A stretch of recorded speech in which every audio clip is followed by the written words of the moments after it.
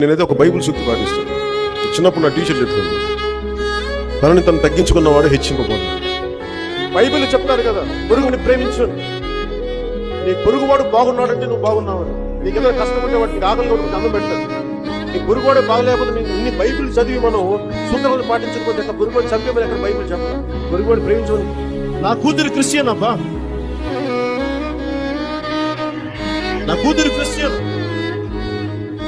నా కూతురు తల్లి తన మతాచారం ప్రకారం నా కూతుర్ని రష్యన్ ఆర్థడాక్స్ చర్చ్ లో బాప్టైజ్ చేస్తానంటే సంతోషంగా చేయించుకోవాలి. నా స్నేహితులు కూడా పాస్టర్, నాతో పాటు చదువుకున్న స్నేహితులు కూడా, తను కూడా నన్ను రోజు బాప్టైజ్ చేశాడు. చాలా మందికి తెలియదు ఏంటంటే నేను ఇజ్రాయెల్ అంటే నాకు బెత్లెహేమ్ వెళ్ళాను. జీసస్ మన పుట్టిన ప్రాంతానికి వెళ్ళాను. ఆయన పుట్టిన చూపించారు నాకు, పుట్టారని చెప్పి ఆయన మొత్తం ఇవన్నీ ఉన్నాయి దర్శనం.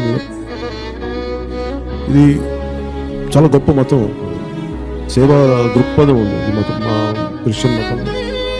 ఇంట్లో కూడా నా బిడ్డలు తెలుసు, వాళ్ళు ఆర్థడాక్స్ క్రిస్టియన్స్ ఇద్దరు.